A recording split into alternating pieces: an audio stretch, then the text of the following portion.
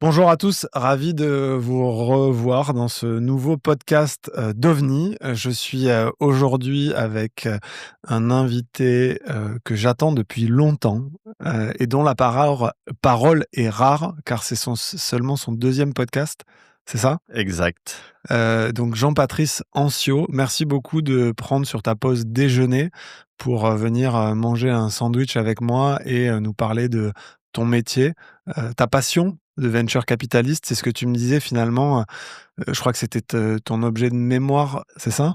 C'est ce que je voulais faire C'est ce que tu depuis voulais l'école faire? d'ingé, mais je pourrais revenir juste après, en me présentant. Mais ouais, ça fait 20 ans que je veux faire ce métier. J'ai réussi à y rentrer au bout de 10 ans. Donc il faut être patient? Il faut être patient. Bon, pour l'anecdote, moi donc c'est Jean-Patrice, j'ai 43 ans, j'ai 2 enfants. Le deuxième est né, 2 jours après mon premier podcast avec Seb et il va fêter 1 an là, dans 2 semaines. J'ai un background d'ingé et en ingé, je me rends vite compte que, j'ai pas du tout envie d'être dans les mains dans le cambouis, mais que je suis passionné par la tech, et par les geeks. Et là, on est en 2005, je veux rentrer faire du venture à Paris et faire du venture à Paris en 2005, c'est compliqué, c'est En mort de avance de plaine. phase finalement? Il y a quoi? Il y a 5 fonds, ça se compte sur les doigts de la main, peut-être Ouais, 10? je saurais même pas te les reciter à l'époque. Je pense que tu avais déjà les Venture et autres, mais il y avait pas les Serena, Daphne, Xange, évidemment Isaïe, et cetera. Donc c'était vraiment morne pleine, alors que TechCrunch naissait en 2005 et donc là, je tente une courte expérience dans une société de gestion qui se passe pas bien parce que le sourcing dans le monde que les gérants me demandaient de faire, collait pas exactement à l'image que j'avais du métier et sur les conseils de Marc, Fournier, qui a cofondé Serena plus tard, mais qui à l'époque était encore à l'ASGAM. Je passe de l'autre côté de la barrière, et j'ai, une dizaine d'années d'expérience professionnelle plus opérationnelle, de cost killing, de sales en agence digitale, etc., avant de revenir dans le métier par la petite porte, en tant que responsable d'un réseau d'Angel. Réseau d'Angel où je passe 2 ans et ça avant d'être chassé par, BPI France pour lancer le premier fonds de seed de BPI France Po et voilà. Pourquoi tu dis la petite porte, ou on peut aussi appeler celle des artistes, mais c'est aussi celle par laquelle je suis rentré moi? Parce que à l'époque dont on parle, être directeur général de Paris Business Angel, c'est avoir aussi un des meilleurs deal flow de la place. Bon, il y avait peut-être tout à faire, mais tu vois, de ma fenêtre, c'est pas la petite porte, c'est une quasi-voie royale, en tout cas, un super tremplin pour se faire la main. Alors c'est un bon point. On est, toi comme moi, des autodidactes du métier, ce qui, je pense, nous a offert une grande liberté, dans la façon dont on le fait aujourd'hui. Non, quand je dis pas petite porte, c'est peut-être pas le bon mot, mais qui diffère, hein, du profil de 90% des VC qui ont fait leur grande école, et puis qui sont arrivés en associate, senior associate, puis principal, mais qui finalement n'ont jamais connu rien d'autre que la vie en société de gestion, et c'est dans ce sens-là. Bref, du coup, je lance le fonds de site de BPI, j'y passe 6 ans. Mon premier deal là-bas, c'est Cardiologues Technologies qui faisait du deep learning en cardiologie, qui a été racheté plus tard par Philips dans une magnifique transaction. Et en fait, le premier follow-on investor institutionnel de Cardiologues, après mon investissement, c'était Jean-David Chamboredon chez Isaïe, avec qui j'ai partagé, le board quelques années. Et Jean-David, après 6 ans de bons et loyaux services chez BPI France, m'appelle, en me disant, est-ce que tu as envie, de rejoindre l'aventure Isaïe, et on s'est très vite tapé dans la main, parce que une opportunité unique et un immense honneur de bosser, à la fois pour le premier fonds d'entrepreneurs en France et avec un des tauliers de notre écosystème. Bien sûr. Là, tu nous l'as fait en 4 minutes, c'est le pitch court, mais on a 1 heure devant nous. On va être tous les 2 en retard. On a promis à Mathieu Stéphanie qu'on lui ferait le clin d'œil, parce qu'il C'est sa faute. voilà, c'est de sa faute. Donc le clin d'œil est fait. Donc on va prendre le temps, si, ça te va, d'en parler, un peu plus longuement avant effectivement de parler d'Isaïe, de Jean-David Chamboredon qui effectivement est un des pères fondateurs, un des piliers de cet écosystème à travers Les Pigeons, France Digital, son action, à travers Isaïe. Hem, Effectivement, je pense que ce qui nous rapproche tous les 2, c'est ce parcours un peu d'autodidacte. Hem,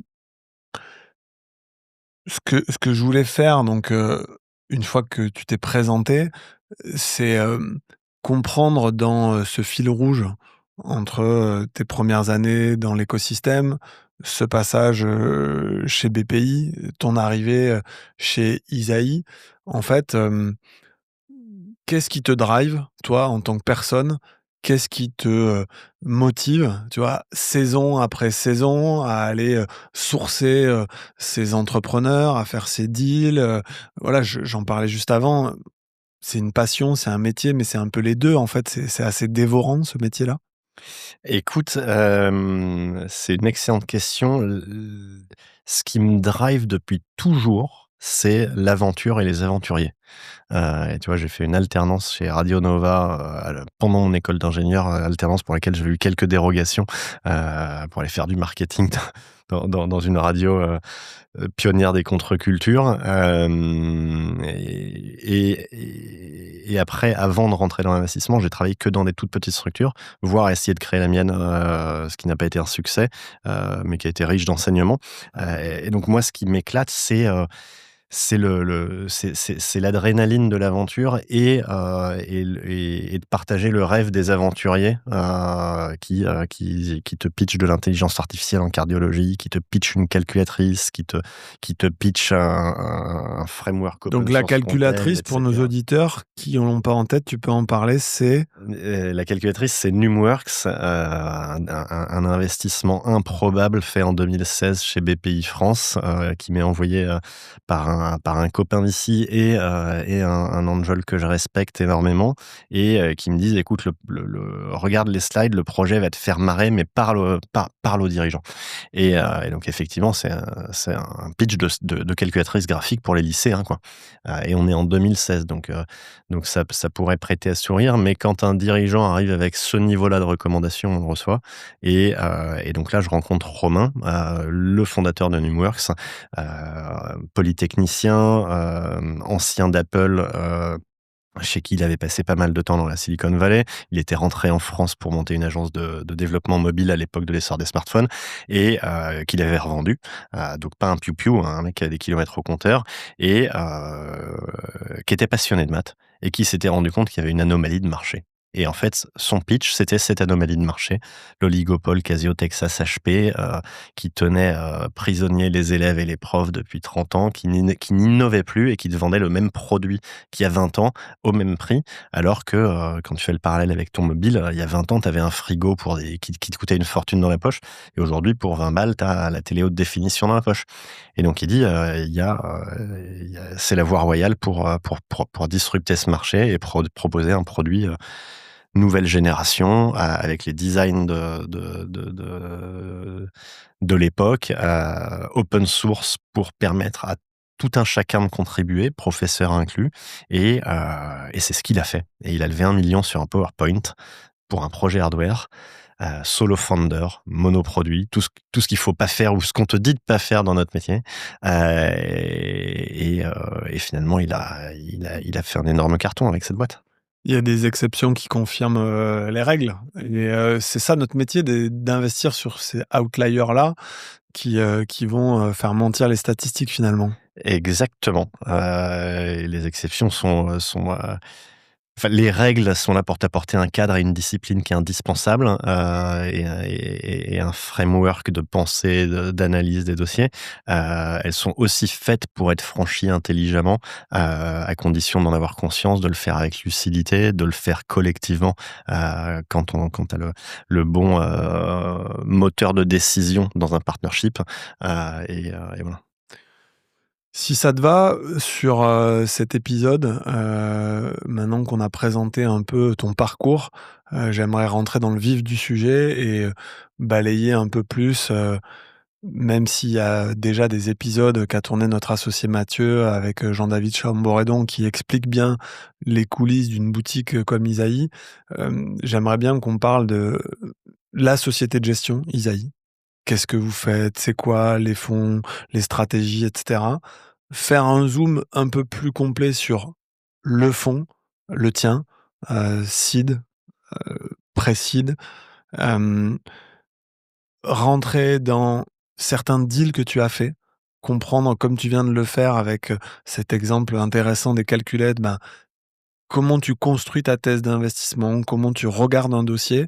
On a plusieurs milliers d'auditeurs par mois et en fait, le but de ce podcast, c'est, ben, que cette connaissance qu'on acquiert sur le tas, avec, des cafés, avec des VC, avec des deals qu'on fait et cetera, ben, on puisse la rendre un peu plus publique et en faire, accéder au plus grand nombre et si ça te va, on finirait bien sur, les grandes tendances, que vous regardez et les derniers deals que tu as faits. Hem, Si on devait résumer en une phrase, heu, l la société de gestion Isaïe et un peu ces différents univers, comment tu le ferais aujourd'hui? Parce que donc pour redonner le contexte, tu as rejoint Isaïe après BPI en tant que general partner, ce qui veut dire que tu gères une équipe, vous collaborez à 3 sur un fonds, donc Jean-David Chamboredon, François Collet et toi, mais il y a d'autres fonds qui sont aussi gérés au niveau de cette, société de gestion. Exactement. Quand on parle d'un fonds d'investissement, en réalité, c'est un abus de langage. On parle d'une société de gestion. Cette société de gestion, elle peut avoir un métier, une stratégie d'investissement ou en avoir plusieurs. Et le métier historique d'Isaïe, c'est l'early stage venture. Par early stage, on entend pré-seed, seed et quelques exceptions près, série A. Entre-temps, Isaïe est une société de gestion. À l'échelle de notre métier, on a 15 ans. On a été créé en 2010. On est le premier fonds d'entrepreneurs, la première société de gestion d'entrepreneurs de la tech en France. Pourquoi d'entrepreneurs? Parce que cofondé par des entrepreneurs, Pierre Kosciusko-Morizet, Stéphane Trépoz, Geoffroy Roux de Bézieux, et backé par des entrepreneurs. Backé par des entrepreneurs, c'est-à-dire qu'aujourd'hui, il y a une communauté de quasiment 500 entrepreneurs qui investissent dans nos fonds, fonds après fonds. Tu as une idée juste par rapport à l'AUM global d'Isaïe, ça représente quoi? 5 10 20 Parce que effectivement, en proportion, finalement, ces entrepreneurs en nombre, ça représente un nombre conséquent, mais finalement, par rapport à, l'argent total géré, c'est quoi à peu près les grandes, Je déteste dire des bêtises, donc je vais pas te dire le mauvais chiffre, mais c'est pas du tout minime parce qu'on a des entrepreneurs qui peuvent mettre des tickets de 1 à quelques millions. Il y a évidemment plein d'entrepreneurs qui, en fonction des liquidités dont ils disposent, ou des exits qu'ils ont fait, qui peuvent mettre, des tickets de 100-200 K, mais ça représente un volume important. et c'est ce qui ancre généralement le fonds? C'est-à-dire qu'en 2010, quand la société de gestion a été créée, probablement que c'est ce mouvement d'entrepreneurs-là Bien sûr. qui a permis d'attirer dans un second temps, les investisseurs institutionnels. Sans trahir de secret, c'est exactement ce qui s'est passé pour nous côté OVNI, où 180 entrepreneurs nous ont amené les 30 premiers millions et 3 instituts nous ont amené les 30 millions suivants. Et ça valide le modèle, la confiance des entrepreneurs, surtout quand tu es un fonds d'entrepreneurs et derrière, on verra aussi comment ça infuse, dans tous les aspects de notre métier et de la vie de la société de gestion, que ce soit dans le sourcing, dans l'analyse des dossiers, dans l'accompagnement des boîtes. Si je Donc rev Isaïe, fonds d'entrepreneurs, multifonds, c'est ça? Multistratégie. Multistratégie. La stratégie historique, donc c'est l'Early Stage Venture. Stratégie gérée par Jean-David, moi-même et François Collet. Il y a la stratégie de grosse buyout. Donc là, c'est du private equity sur des sociétés qui font plus de 10 millions de chiffre d'affaires, qui sont rentables. Stratégie qui est gérée par Pierre Martini, Nicolas Martineau et Christophe Opinel. Une stratégie de venture debt récente et une dernière stratégie qui est une stratégie de fonds corporate mono LP. Venture debt, pour les gens qui sont pas familiers et qui nous écoutent, ça correspond à quoi exactement? C'est des instruments non dilutifs qui sont ni de la dette pure, à savoir un métier de banquier, ni de l'equity avec prise de participation au capital. C'est des obligations finalement, c'est essentiellement? c'est des obligations et un mix d'instruments qui visent à financer en dette des assets plus risqués que ce que financerait ton agence au coin de la rue. Et dernière stratégie, les fonds corporate. On gère cette activité à la fois avec Capgemini et à la fois avec Bouygues sur des stratégies dédiées. Chaque stratégie d'investissement a vocation à ne jamais croiser une autre stratégie. En revanche, chaque stratégie d'investissement nourrit les autres en termes de knowledge et network. À titre d'exemple, le fonds qu'on gère avec Capgemini est un fonds qui investit mid-stage, donc série B, série C, série D, des très gros tours en followers sur des boîtes principalement américaines. Donc c'est une formidable fenêtre sur le marché américain et ça permet de développer aussi le network aux US. Donc, on en parlait juste avant d'enregistrer. Isaïe est devenue une très belle société de gestion. Tu me parlais de 4 personnes back, middle office. Combien de collaborateurs au total? Alors, 4 personnes clés, mais il y en a un tout petit peu plus. Au total, on est une trentaine. OK. Une trentaine, ça reste une jeune et très belle boutique qui a encore vocation à grandir et grossir. Si on fait un focus sur, finalement le fonds venture, avec lequel vous faites du seed, donc vous êtes 3 personnes à le gérer. Jean-David qui est, comme on l'a expliqué, le fondateur historique. François et toi qui êtes arrivés quasiment en même temps pour, gérer ce fonds numéro 3. 3 et le 4. Ça, on l'a pas mal expliqué dans les podcasts OVNI, un peu ces différentes phases dans la vie d'un VC. Il y a la phase de collecte, la phase d'investissement et puis tu re-rentres dans une phase de collecte. Donc, à l'heure où on enregistre, vous êtes finalement sur la fin du fonds 3 et en train, de, lancer le fonds 4. C'est Exactement. ça? Alors c'est même plus que ça. On communiquera bientôt dessus. Le fonds 4, la levée du fonds 4 a démarré il y a pas longtemps et avance bien. Et donc on sera ravis d'en dire plus dans pas longtemps. Ce qu'on dit souvent dans nos métiers pour, les gens qui l'ont moins en tête, c'est que bon, le premier fonds, c'est facile. Le deuxième fonds, on le fait un peu sur la tendance, du premier fonds. Le troisième fonds, c'est un peu l'heure de vérité. Quand on est au fonds 4, c'est qu'on est un acteur, établi, qui a démontré un savoir-faire, du DPI. Donc pour les gens qui ont pas l'acronyme, c'est le cash to cash, c'est où on Le en vrai est, voilà. retour sonnant et trébuchant. Et donc, c'est un vrai challenge pour, vous 3 avec, peut-être, les différences d'âge, de connaissance du marché, de collaborer ensemble. Vous avez peut-être pas la même lecture sur les dossiers. Comment vous vous enrichissez, l'un l'autre de ces expériences-là dans les comités d'investissement, dans la façon de travailler ensemble? Tu peux nous ouvrir vos coulisses? Alors, évidemment, avant d'ouvrir les coulisses, un mot parce qu'on n'est pas que 3 et on est 3 partenaires, Jean-David, François et moi que tu as cités, mais on a aussi, Juliette, William, Louison avec nous qui sont, des personnes clés dans l'équation. Ce qui fait la clé, je dirais du succès d'une équipe en venture, c'est, et Jean-David, nous avait partagé un article intéressant sur le sujet, c'est son moteur de décision. C'est d'être capable de discuter de tout, de discuter avec beaucoup de lucidité, avec beaucoup d'humilité, de tout se dire, de poser toutes les questions. Il n'y a pas de questions bêtes. Et de prendre des décisions qui soient à chaque fois rationnelles. En ayant essayé de couvrir tous les angles morts et en respectant aussi le fait qu'on est un métier qui prend des risques et qu'on n'est pas un métier de consensus. C'est pas parce qu'il y a pas de consensus qu'on n'a pas discuté de tout et fait la thèse, l'antithèse, la synthèse des aspects d'un projet. Après sur les coulisses, là, tu citais la différence d'âge. Bon, d'abord, on s'est choisi. Jean-David, m'a appelé parce qu'il m'avait pratiqué, dans le board de Cardiologues et on a appelé François parce qu'on avait partagé le board de Livestorm, François et moi, ensemble. Donc c'est pas une rencontre fortuite, ça c'est le premier point.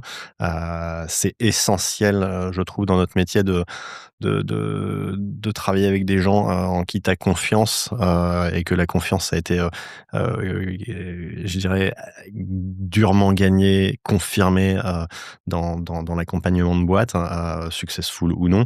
Et voilà, l'autre point, c'est Moi, j'ai rejoint Isaïe aussi pour cette différence d'âge. Parce que travailler avec un Jean-David qui a connu tous les cycles et qui était dans la vallée dans les années 97-98, c'est quelque chose que peu de gens peuvent connaître aujourd'hui dans notre métier. Donc c'est une richesse. Jean-David ne m'a pas appris le sang-froid, je l'avais déjà, et je pense que c'est pour ça qu'on travaille ensemble. Mais c'est une immense vertu d'avoir un partnership qui est aligné en termes d'ADN et de tempérament. Under promise, over deliver, low profile, high return, la lucidité, la lucidité, la lucidité, la lucidité. Quand tu vois, on prend des risques dans notre métier. C'est l'essence même de notre métier et c'est ce qui le rend absolument passionnant. Euh, on back des mecs qui veulent grimper un Everest et qui choisissent une face nord et qui disent moi je veux grimper cette face-là. Pourquoi? Elle a jamais été grimpée, je veux la grimper comme ça. Et quand tu te lances dans la montagne, c'est dangereux. Quand tu te lances dans cette aventure, faut le faire avec le bon équipage, avec le bon équipement euh, et avec la lucidité. Parce que si t'es pas lucide en montagne, tu crèves. Et donc, si tu veux aller trop vite, si tu veux brûler les étapes, si t'as pas l'humilité de t'arrêter à 3000 ou à 5000, parce que tu t'es entêté ou parce que tu as voulu aller plus haut que ce que tu pouvais atteindre, tu crèves. C'est à ce moment-là que l'expérience a une vraie valeur. Moi, tu le sais, j'ai créé cette société de gestion avec des associés qui sont mes aînés, qui ont entrepris aussi, comme Julien Coulon ou Mathieu, qu'on a croisé tout à l'heure. Et ces discussions sur les investissements que tu fais, sur la stratégie de ta société de gestion, elles t'apportent beaucoup. Parce que quelqu'un qui a déjà fait 10 sommets, il sait que la météo va tourner, que le refuge, tu le vois, mais en fait, tu vas mettre Ouais, 5 heures avant d'y aller, et qu'il faut garder des réserves. exactement. Donc donc concrètement, sur des deals que vous avez faits sur les 12, 18, 24 derniers mois, comment ça se passe entre le premier meeting où tu sources le dossier, tu es seul sur le coup et tu parles au reste de ton équipe, et l'investissement et cette discussion, c'est les mercredis soirs, vous les IC chez Isaïe, c'est ça? Voilà, il y a plusieurs instances, mais on a une réunion d'équipe hebdomadaire le vendredi après-midi, juste en équipe Venture. OK. Et là, on couvre le deal flow qui mérite d'être discuté. On couvre l'actualité du portefeuille et on discute de tout. On a aussi un Hollands meeting le lundi avec toute la société de gestion et là, on balaye toutes les stratégies d'investissement.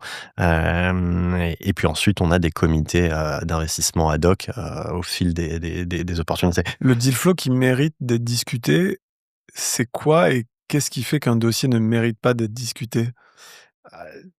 Parce que tu as un risque aussi que quelqu'un passe à côté de quelque chose. Comment tu détermines ça? Tu fais confiance, aux aux 6 membres de l'équipe? Je pense qu'il faut raisonner ROI du temps de l'équipe et le deal flow, ça dépend de la définition qu'on donne au deal flow, mais la définition large, c'est 2000-3000 dossiers par an, tu vois. Si tu commences à couvrir les 2000 ou 3000 dossiers par an, ça marche pas. Donc déjà, le premier filtre, c'est tout ce qui est hors stratégie. On fait pas de hardware, on fait pas de cosmétiques, on fait pas de biotech au sens produit hein, du terme. Donc tout ça, ça sert à rien d'en parler. Donc Il ça y veut a dire que sur un vendredi après-midi, vous pouvez aborder quoi? 10-15 boîtes? Oui, mais c'est même rarement le cas. En réalité, c'est la plupart du temps, on va parler de quelques sociétés intéressantes.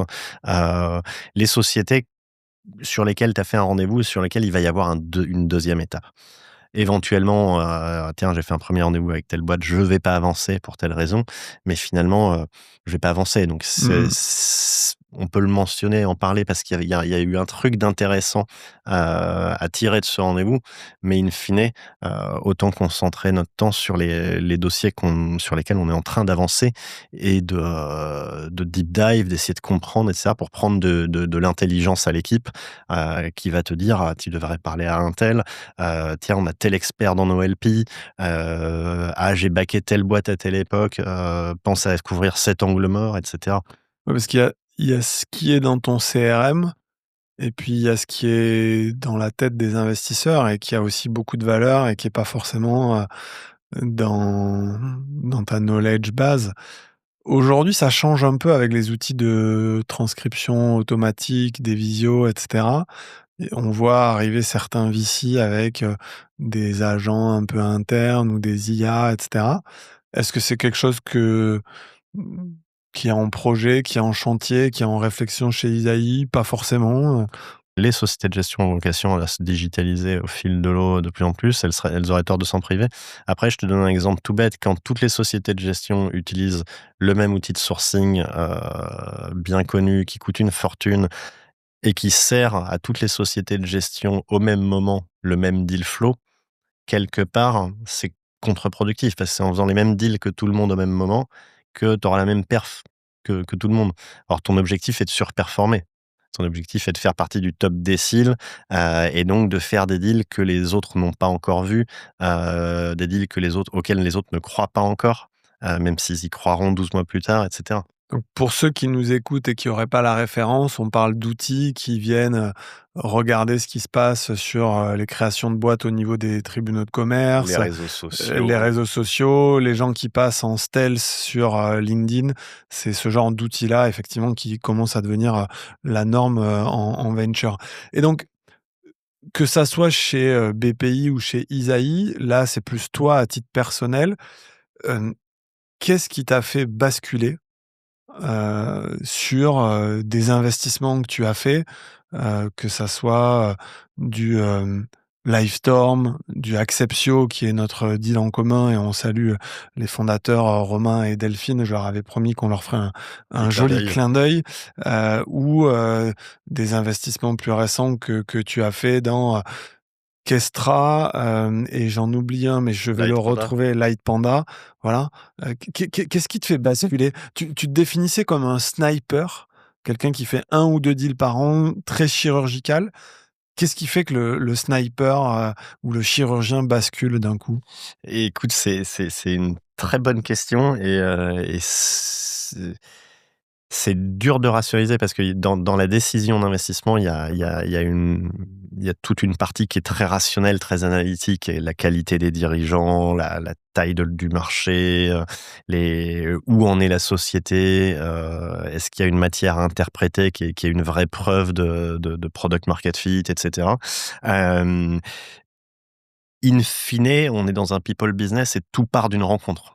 Tu reçois des dossiers, tu rencontres des dirigeants et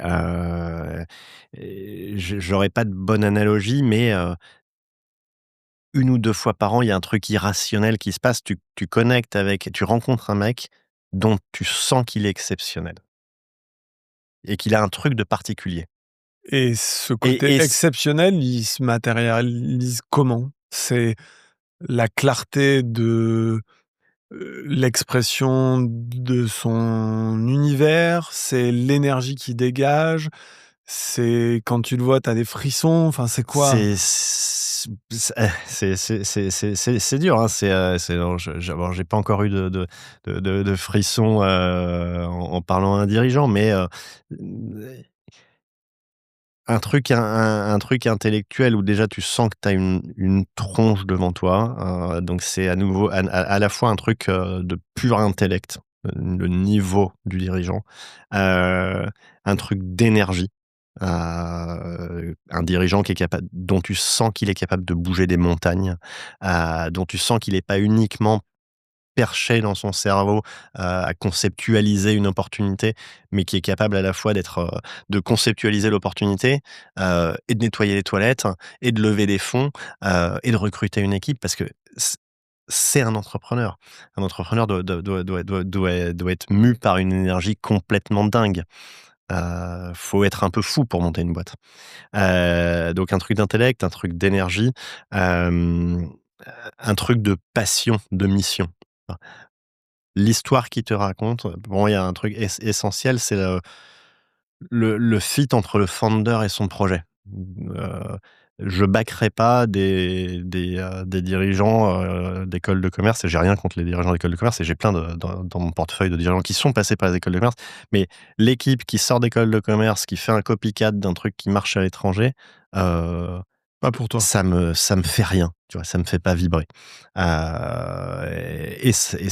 Pour autant, il en faut, et ça peut créer de la valeur, et ça fera gagner de l'argent à certains dirigeants et certains actionnaires, mais c'est pas la thèse. Donc vraiment ce truc d'intellect, ce truc d'énergie et ce truc de mission. Là, qu'est-ce qui s'est passé dans la vie du dirigeant ou dans sa précédente expérience professionnelle qui l'a fait se heurter à un truc où il s'est dit mais c'est pas possible, il faut que je fasse un truc, et ça l'empêche de dormir et il plaque tout. Et il décide de lancer sa boîte et de faire la première boîte qui va faire de l'intelligence artificielle en cardiologie. Ou alors il bug dans les rayons d'Auchan quand il voit la même Casio et la même Texas qu'il y a 20 ans, et il se dit bah c'est du foutage de gueule, je vais faire une calculette. Il faut que cette anomalie cesse. C'est un Romain qui te parle du consentement et du RGPD Et et en qui peut fait, t'en parler des voilà. heures et des nuits entières parce que c'est une passion pour lui. Et Dieu sait que jamais j'aurais imaginé investir dans les cookies, sauf qu'il a réussi à m'embarquer. Il y a une telle passion, il a une telle connaissance autour du sujet qu'il réussit à te faire réaliser l'importance de ce sujet, à te faire réaliser l'importance aussi de l'opportunité, heu et la beauté du modèle de go-to-market d'un Acceptio. Sur, tes deals plus récents, Kestra, Light Panda, donc c'est quoi le point de bascule, ta thèse d'investissement, si on rentre un peu plus dans le concret? Light Panda, avec des gros mots, c'est le headless browser for machines. Donc un browser sans interface graphique, pensé pour les machines étant les bots et les agents IA. Le point de bascule, il est, entre guillemets, c'est un peu triché parce que le projet est lancé par Francis, qui est l'ancien cofondateur CTO de Blueboard. Blueboard qui faisait un SaaS, d'analytics pour le e-commerce, que j'avais backé chez BPI, et qui avait développé on top de Chromium, qui est la version headless de Chrome, une technologie de scrapping à grande échelle pour collecter la donnée qu'il packageait ensuite dans ce SaaS à destination des marques. Blueboard, qui est une jolie histoire qui s'est très bien terminée. Et donc Francis, on reprend contact des années plus tard, il y a 2 ans, parce qu'il m'envoie un dossier d'entrepreneur, et à cette occasion, je prends de ses nouvelles et il m'explique que il a quitté, ou il est en train de quitter la boîte, qui les avait rachetés, et qui bosse sur refaire un browser from scratch, donc un navigateur internet from scratch, un navigateur headless, parce que c'était le plus gros problème qu'il avait chez Blueboard. Donc tu vois, à nouveau, il y a vraiment ce truc de fit entre le founder, son idée, la jeunesse de cette idée. Et Le timing pourquoi est-ce aussi? que ouais, le timing. Pourquoi est-ce que tu décides de t'emmerder à refaire un navigateur from scratch, quoi? Et en fait, c'était notre plus gros problème chez Blueboard. Ça nous coûtait, c'était un gros poste de coût à l'époque, et on avait des problèmes de performance parce que Chromium n'est pas pensé pour ça à la base. Ça n'est qu'un hack. Il y a pas d'équipe headless Mmh. browser chez Google. Et donc à l'époque, quand on parle de ça, on pense pas encore agent. On pense scrapper, bot, et cetera. Et en fait, c'est à ce moment-là explose le sujet des agents, et je vois littéralement en call, tu sais, comme dans les petites bulles de BD, la bulle, à côté de sa tête faire tilt et se dire: «Mais en fait, le headless browser que je suis en train de faire, il a une opportunité absolument gigantesque, et un time to market qui est absolument dingue». Et là-dessus, tu identifies ça, tu écris ta note, tu vas voir tes associés, tu investis combien? Plusieurs millions? Ça se passe Là en combien de temps? Là-dessus, on est le lundi 6 janvier, on en parle, on se parle à plusieurs reprises l'an dernier, et je vois le truc mûrir, et progresser. Je rentre de congé parental, paternité le lundi 6 janvier à 9h. C'est mon premier call. Je fais le call avec Juliette, et on sort de call, enfin on s'envoie des WhatsApp pendant le call, en mode, bah ça y est, je suis bouillant quoi. Je pense qu'il faut faire on en parle tout de suite à l'équipe, on le fait pitcher dans les jours qui suivent et on signe une term sheet. Je sais pas, c'est en 10 jours, Il 2 y a une semaines, même pas. espèce d'évidence quand tu as face à toi, un entrepreneur que tu dois financer. Ouais. C'est obvious et comme tu dis, tout le monde sait dans l'équipe Mmh. d'investissement que c'est celui-là et qu'il va falloir tout faire pour gagner le dossier. Alors, à nouveau, je reviens sur le côté consensus pas ou anti-consensuel. On n'est pas obligé de, tu vois? Il y a un truc un peu religieux, peu importe la religion, hein, mais il y a un truc, un peu irrationnel quand tu prends un ou 2 paris par an, 3, peu importe, alors que tu les prends dans une masse qui se compte en centaines d'opportunités sérieuses. Heu, c'est pas que la partie analytique qui fait le job. À un moment donné, tu as un truc de conviction personnelle, d'un partenaire qui va défendre et partager cette conviction à une équipe et cette équipe va, à des niveaux, divers, acheter ou pas cette conviction. Mmh mh. Tout l'enjeu étant d'être capable, avec du sang-froid, de mettre de côté, ton intuition, et cetera, pour rationaliser tout ça et voir si oui ou non, c'est une opportunité qui mérite d'être creusée puis, investie et de la passer au prisme de cette discussion d'équipe, de ce moteur de décision, pour dire: «OK, on y va». Et quand vous y allez pas, c'est pourquoi? C'est quoi les signaux faibles, qui te font dire, «Bon OK, là je passe mon tour, bon j'ai déjà creusé 5-6 heures ce dossier, j'ai fait 3 calls mais j'arrête là»? Il y en a il y a il y a il y a il y a une énorme masse de signaux faibles, tu vois? Dans un métier où on investit, nous, dans la tech et le digital, si j'ai pas de dirigeant, si j'ai pas de cofondateur technique de haut niveau, je regarde pas. Il y a aussi un tri qui est vite fait grâce à la stratégie. Tout ce qui est hardware, tous les modèles qui sont capital intensive, on les exclut. Les dirigeants qui sont capital intensive et ça on le jauge pas sur le deck, on peut le jauger qu'en rendez-vous. Mais les dirigeants qui ont décidé de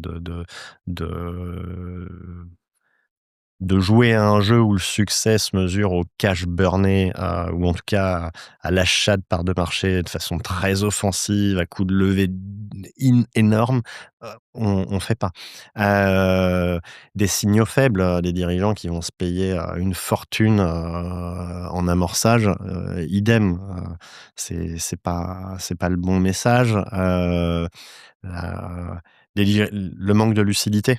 Le manque de lucidité, Comment tu le mesures ça, le manque de lucidité? Si je dire du partage, ouais. typiquement, dire du mal de la concurrence, sans être rationnel sur, on est meilleur là-dessus, on est moins bon là-dessus, mais on est meilleur en tout et on va casser tous les concurrents. Heu, Pareil, on va faire une licorne à tout prix. Hein. Tu vois, quand tu grimpes, si tu veux si tu t'attaques à une face nord qui a jamais été grimpée ou qui a été grimpée 2 fois, dont tu sais que peu de gens, peuvent la gravir dans le monde, il faut avoir la lucidité de t'arrêter au bon moment. Tu vas peut-être y arriver. Il y a des milliers de mecs qui essayent. Il y en a 2 par an qui réussissent. Heu, Si tu n'y arrives pas, est-ce que tu veux être, planté, et crever la gueule ouverte? Ou est-ce que, tu veux pouvoir dire: «J'ai atteint 6 000, j'ai atteint 4 000, j'ai atteint le camp 1, camp 2, camp 3, j'ai vendu ma boîte 40 millions, j'ai vendu ma boîte 90 millions, j'ai vendu ma boîte 170 millions». Moi, on est beaucoup plus heureux. On partage la même ambition, que tous nos confrères sur le scale, la magnitude des succès qu'on espère pour nos dirigeants. Donc on espère des histoires gigantesques. Mais gigantesque, ça veut dire des choses très différentes en fonction des marchés, en fonction des époques. Toutes les boîtes n'ont pas vocation à devenir des licornes. Le haut de cycle, des années 2020-2021 ont biberonné et ont brainwashé, toute une génération à coups de licorne. La licorne, c'est un mot qui a été inventé par Aileen Lee chez Cowboy Venture en 2013. Ça désignait une quarantaine de boîtes qui étaient toutes déjà devenues des géants industriels. C'était pas un pins qu'on achetait en early stage parce qu'on avait fait une levée débile avec un hedge fund, prématurément. Très clair. Justement, une fois que vous avez investi plusieurs millions dans ces sociétés-là, généralement, quand elles arrivent chez vous, il y a un début de market fit, en tout cas, il y a un produit, il y a des premières preuves, et cetera.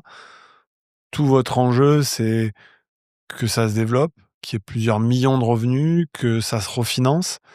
Hem, Quel est l'accompagnement que vous amenez, au-delà de l'argent que vous investissez, pour, aider ces sociétés à grandir?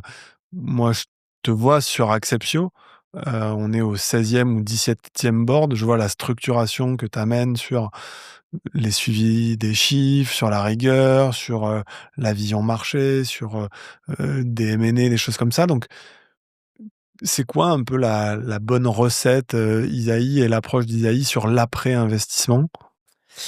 C'est une bonne question. Je pense que l'accompagnement, c'est avant tout l'accompagnement, d'une personne physique, d'un board member, Jean-David, François, moi, heu, la bonne attitude, une extrême déontologie, de la lucidité, une honnêteté brutale avec les dirigeants, et leur demander la même chose et être un sparring partner de confiance pour taper la balle, dès qu'ils en board évidemment, mais aussi dès qu'ils ont besoin. Heu, Finalement, là où on est le moins utile, c'est quand tout se passe bien, notre rôle est pas de tu vois, d'être des cheerleaders. Moi, ce que j'aime, c'est quand des dirigeants se posent des questions difficiles, rencontrent des situations difficiles, heu, c'est, heu, c'est se mettre d'accord sur une ambition. Quand tu fais une levée de fonds, généralement, elle finance environ 24 mois. En tout cas, c'est ce que je préfère, et donc de se reposer calmement. Quelle est la face nord qu'on veut grimper? Dans 5 ans, 7 ans, 10 ans, mais à quel immense défi on s'attaque? Et une fois qu'on a dit: «On veut devenir le leader de telle catégorie existante ou qu'on va créer», quel est le rétro-engineering de ce chemin jusqu'à 8 000? Quelles sont les grandes étapes? Et du coup, quand on arrive à aujourd'hui, post-invest, sur les 2 prochaines années, qu'est-ce qu'on doit démontrer si on veut être cohérent avec cette ambition? Et donc le point de départ, très souvent, c'est: «Quelle est ma face nord?» Parce que assez souvent en early stage, tu as des dirigeants qui ont une intuition, qui sont capables de verbaliser cette intuition, mais cette verbalisation, c'est pas encore la face nord, c'est pas encore la punchline, c'est pas encore «Je veux être le premier open source headless CMS», et cetera, tu vois? Très souvent, il y a cette étape de, on a cette intuition, comment est-ce qu'en la ponçant, je réussis à formaliser mon ambition? Je veux devenir ça. Donc c'est affiner le projet, la première étape, et être aligné sur, l'objectif, et si ça bouge, pour des raisons de marché, pour des raisons externes, et cetera, rester bien aligné et toujours, mesurer, c'est ça, votre stratégie, et où on en est du projet, c'est ça? Alors non, alors je parle pour moi, hein, parce que je pense que il y a autant de façons de travailler avec des dirigeants qu'il y a de board members. Moi, il y a vraiment juste d'abord ce sujet de lisibilité, de clarté. Ce qui s'entend bien s'énonce clairement. Si on n'est pas capable de dire: «Je m'attaque à tel sommet», je vois pas comment on est capable de se fixer les bons objectifs à 24 mois, et d'être cohérent sur ces objectifs-là par rapport au scale d'ambition qu'on a. Une fois qu'on a verbalisé ça, c'est à horizon 24 mois, qu'est-ce qu'on veut démontrer? C'est-à-dire que si je veux devenir ça, dans les 24 prochains mois, il faut que je sois capable d'avoir démontré, telle traction en termes de revenus. Il faut que je sois capable d'avoir démontré, que telle typologie de clients achetait, rachetait, upsellait, et cetera, et cetera. Écoute, merci beaucoup. On arrive sur, la fin de l'épisode. Souvent, on prend, le temps dans la fin des épisodes que j'enregistre pour, donner des conseils à, soit des entrepreneurs, soit, des gens qui veulent, se former au métier du venture capital. Si tu, regardes ton parcours avec, bienveillance, ces 15-20 dernières années dans l'industrie, quels sont les conseils que tu aurais aimé qu'on te donne plus tôt? Hem, Qu'est-ce que tu ferais différemment et quels sont un peu les points d'attention que tu aimerais partager avec, les gens qui nous écoutent? C'est une bonne question. Je suis pas sûr que je referais, différemment quoi que ce soit, mais en tout cas me concernant. C'est, toutes ces expériences et parfois ces échecs m'ont nourri et font de moi l'investisseur que je suis aujourd'hui. Donc ça, c'est, je ferai pas différemment. En revanche, j'insisterai sur l'extrême déontologie, dont on doit faire preuve dans ce métier, que ce soit côté investisseur comme côté entrepreneur. Heu, L'importance d'une extrême lucidité, d'une extrême humilité. Heu, le respect immense qu'on doit aux entrepreneurs et que les entrepreneurs se doivent entre eux et que les investisseurs doivent aux entrepreneurs, parce que c'est les entrepreneurs qui prennent les risques, qui sont aux manettes. Et donc certains comportements, dans notre métier, moi, ont pu me tendre, sur, les écarts par rapport à la confidentialité, entre autres, mais pas que. Ne jamais oublier quand on est investisseur et qu'on a le chéquier, qu'on a 2 casquettes, et que si on veut être un bon investisseur, c'est essentiel d'être schizophrène.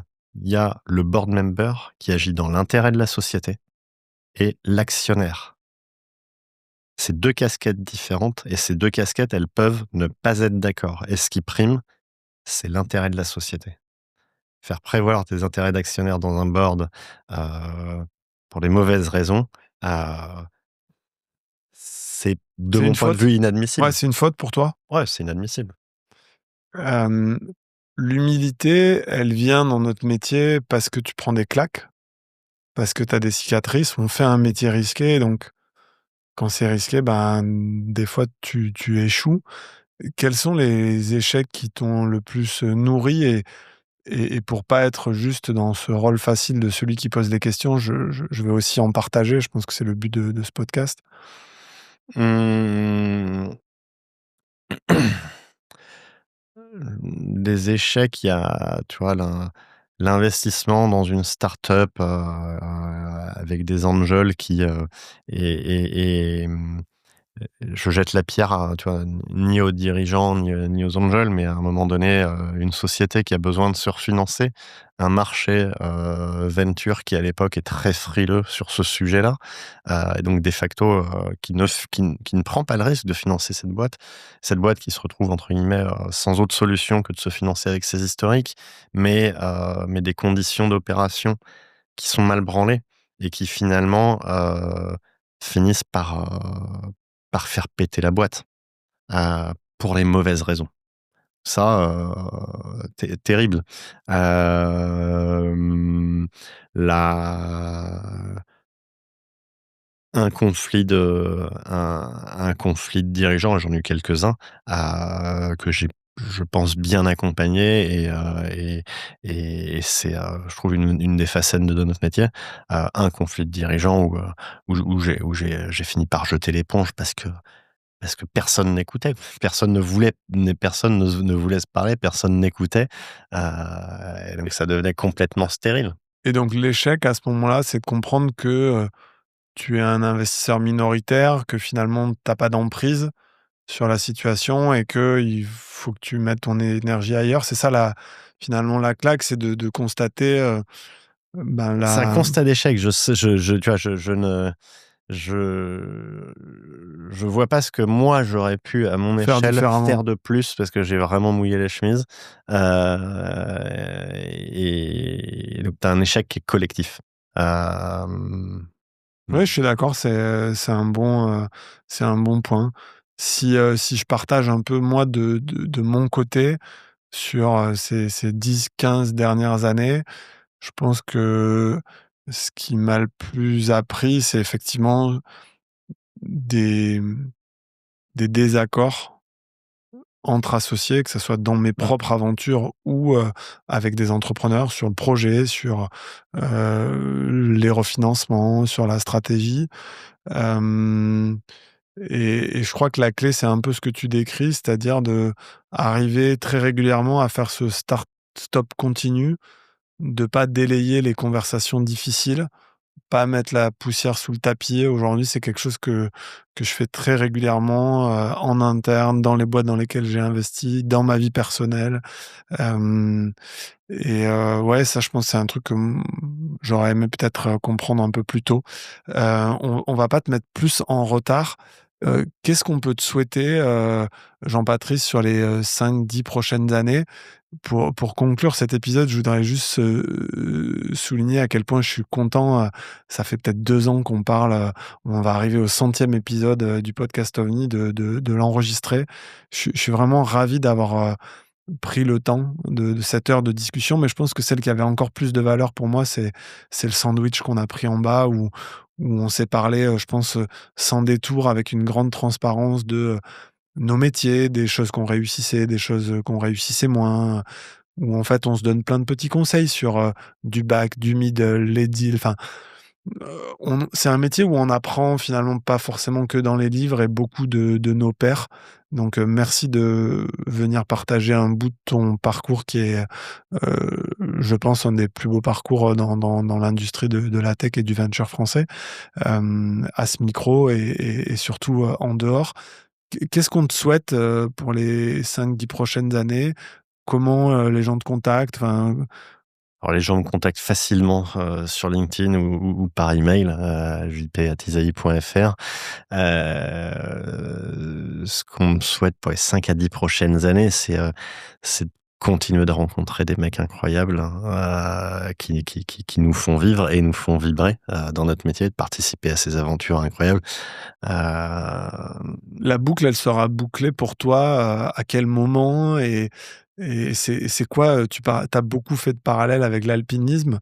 C'est je pense quoi qu'elle sera jamais bouclée. c'est quoi toi ton sommet? Il y a forcément, enfin, Je pense qu'elle sera jamais c'est un bouclée. IPO sur, le marché américain d'une de tes boîtes? Il y a quand même quelque chose après lequel tu cours, c'est Bah, non, tu vois, je vais pas te dire le poncif, de la licorne. J'ai eu la chance d'investir dans une vingtaine de boîtes, d'avoir accompagné plusieurs exits, dont certains en centaines de millions, et donc ouais, plus l'aventure est folle, plus le sommet est haut, plus il y a d'adrénaline. Mais, une fois cette aventure finie, tu continues, tu passes à la suivante. Je pense que c'est un virus dont tu te débarrasses pas. donc on te souhaite Preuve en quoi? est De Jean de de David. fai de faire, 14 000-8 000 et puis de recommencer quand tu auras fini, c'est ça qu'on te souhaite? De Et pouvoir recommencer? ouais, exactement, exactement, et d'avoir la même énergie et la même, humilité, lucidité qu'un Jean David, dans quelques années. Écoute, s'il nous écoute, je vais finir par ça. On fait un clin d'œil à Alasdair Mackenzie, qui est un jeune homme de 21 ans que je vais revoir là en décembre pour, aller faire probablement un sommet avec lui, qui a fait 14 000-8 000, hem et qui vient de faire son 15e, Et avec qui tu avais fait un podcast. avec qui j'avais fait un podcast. Et en fait, pour le 15e, du coup, vu qu'il recommence, il redescend à ski. Donc, on l'embrasse et si, vous le suivez pas encore ou si vous avez pas écouté son épisode, une fois que vous aurez, écouté celui-là avec, Jean-Patrice, vous pouvez, courir et télécharger, celui avec Alasdair Mackenzie parce que c'est un épisode qui change, mais qui est tout aussi instructif sur, voilà, ces parallèles qu'on fait avec, l'alpinisme. Et pour le coup, lui, il la vit, pour de vrai et il s'engage, heu, physiquement, Mmh. au plus haut niveau, quoi. Merci beaucoup pour ton Merci temps. à Merci toi. à tous, ceux qui nous suivent, qui nous font des commentaires. On a plein d'épisodes qui buzzent en ce moment, celui avec Stéphanie Hospital, celui avec, de One Ragtime, celui avec Adam de Yellow. On a commencé avec, les souscripteurs du fonds, avec, les boîtes, qu'on a backées chez OVNI et on est ravis de faire, sur ce deuxième semestre, 2025, les confrères avec lesquels on co-investit, avec lesquels on a envie de continuer à co-investir et de gravir quelques sommets de plus ensemble. Avec plaisir. Salut tout le monde, à la prochaine, merci. Salut.